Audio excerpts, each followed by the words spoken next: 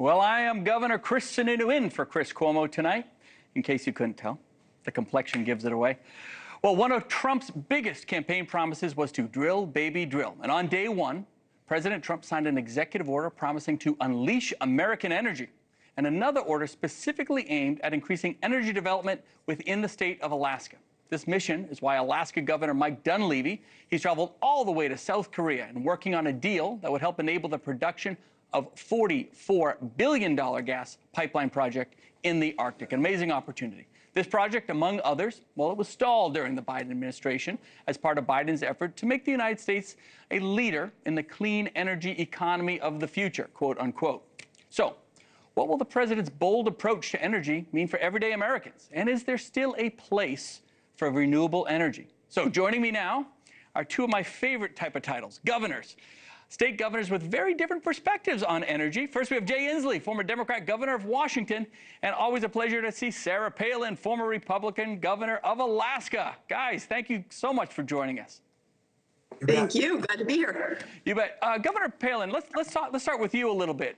So President Trump is obviously known for the drill, baby, drill. You see what's happening in Louisiana. Huge investment in $20 billion in liquid natural gas production and facilities down there. Billions more to come, as I mentioned. Governor Dunleavy trying to work with the South Koreans to try to get the production in oil going up in Alaska. Let's talk specifically on Alaska. Specifically, can it work? Is there opportunity there? And what's the response? What's the feedback from the folks there? Is it being seen as an economic boon, or are they a little nervous that we're going a little too hard, too fast? No, I think Alaskans realize that God just dumped this vast amount of natural resource underfoot. We just need to turn the spigot on and get these trillions of cubic feet of natural gas flowing and the billions of barrels of oil flowing instead of going hand in hand into foreign countries that weaponize energy and allow the production to be done here and to be done now. Because President Trump understands there's an inherent link between energy security and a nation's prosperity, a state's prosperity, and also our physical security also. He understands that. And the people who own the resources up here in our Constitution in Alaska, it is the people who own the resources. So as development happens with our oil, with our gas, with our minerals, because it's not just drill, baby, drill, it's mine, baby, mine. Well, the people derive benefit, financial benefit, from the development of our resources. That's what funds our state government. And that also, Governor, provides every state resident in Alaska with a dividend check. Part of the production revenue generated goes back to the people of Alaska because they own the resource. Definite economic opportunity. Now, Governor Inslee, you've been one of the champions of pushing green energy, pushing the opportunities of clean energy. I think in 2019 you signed a pretty significant Clean Energy Act within the state of Washington. Obviously, a different message coming out of Washington at this point. So where does Washington go? Is there still opportunity here? Is it a more balanced approach, or is it more of a hard pushback against the again that drill baby drill quote from the president? Well, I'll tell you what Donald Trump has unleashed. He has unleashed an avalanche of lost jobs. We have lost 50,000 jobs in the United States because he's shut down the industries that are creating new jobs. He's got this passion. He must have been scared by a wind turbine when he was 3 years old or something. You know, I was afraid of the flying monkeys in The Wizard of Oz. I got over it. He's never gotten over his fear of wind turbines. He thinks they cause cancer, which is ridiculous. And he's cut off all the ways we've had to grow these jobs. 50,000 jobs he's already stopped. This is nuts. And he's given us more expensive energy because right now, wind, solar, battery, some nuclear is cheaper than coal, and in many cases, gas.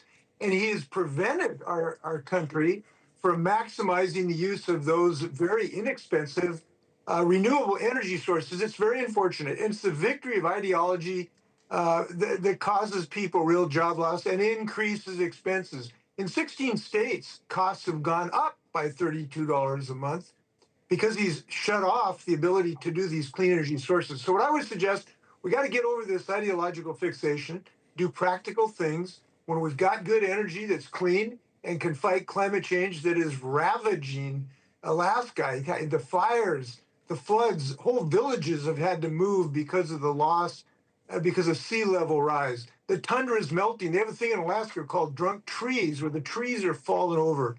So let's have cheaper energy, let's have new jobs, and let's fight climate change. That's Donald Trump. He's strike three. He struck out on every one of those. Governor Palin, are you losing seashore up in Alaska? Is there concern there? Well, it's a shame that from the other side there is such exaggeration, that there's a lot of discrediting of the science that goes into the decision making, or should go into the decision making, when it comes to policy and when it comes to projects that are supported by the public.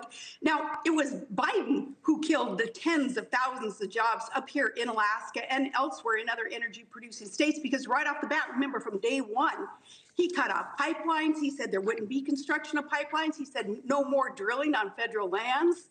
He said the coal industry was going to be kaput. So tens of thousands, hundreds of thousands of jobs were lost.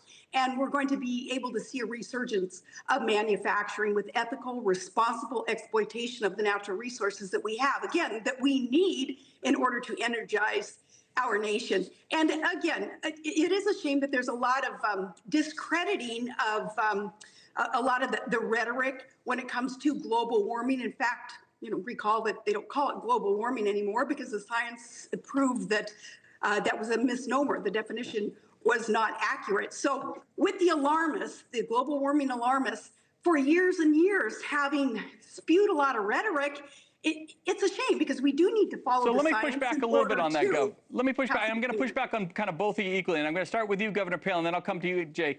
Where's the middle ground for green energy, specifically within Alaska or within the American? Is there a balance there? Are there green energy projects that do make sense in terms of timing, or we really need to just push away from the Green New Deal type stuff?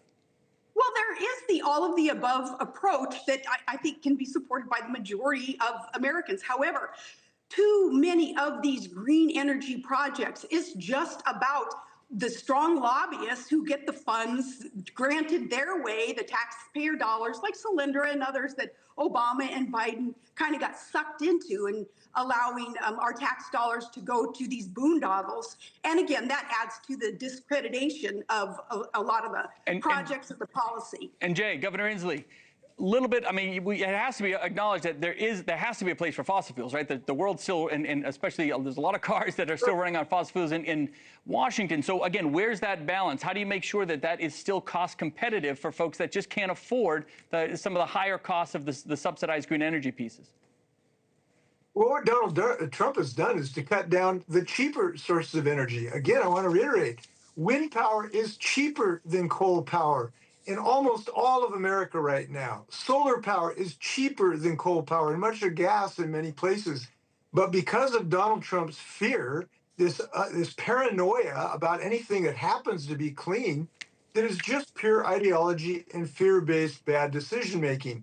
We got to use our heads and do practical things. And I have to tell you, I know Governor Palin may be able to see Russia from where she is, but it's astounding to me that she can't see the destruction of her state, the fires, the floods, the people who are losing their livelihoods that's happening all over the United States, the fires in California, the floods in North Carolina.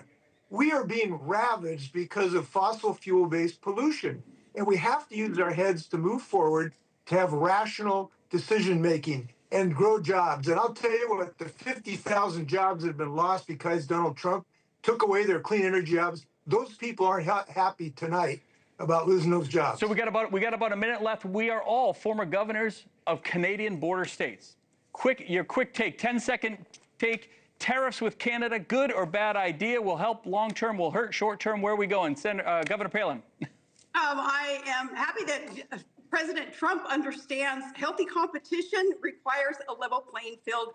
And why was it right for years and years for Canada and other countries to levy these tariffs upon America? And we did not reciprocate. Now we're creating a level playing field. But even more important, we're incentivizing manufacturing to get back to America. And that's what's going to energize and really spur on our economic Governor development. Inslee, what are you seeing over there in Washington? What's the tone? What's the feel? No, I think Wall Street Journal, I disagree with them almost everything, but what they said about this is dumb, dumber, dumbest. This is the dumbest economic policy we've ever seen in American economic history. Well, When you lose all of these jobs and increase car prices by 3,000 to 10,000 units, that's dumb. And so I hope American people know that. They're totally opposed to this ridiculously short-sighted approach. And that's why he's tanking in a lot of places. That's why we've won the last special elections. People get this. Here are two governors, and maybe even a third, never afraid to mince words. I absolutely love it. Cannot thank you guys. I don't know what you do in post-governorship. I'm thinking we do like a car wash or something like that. You know, we can talk politics while we wash people's cars. I think that'd be a great business model. Cannot thank you both enough. Enjoy public sector retirement. Love to have you guys on. Really appreciate it. Thanks for watching. Go to joinnn.com to find NewsNation on your screen. And don't forget to click the red subscribe button below to get more of NewsNation's fact-driven, unbiased coverage.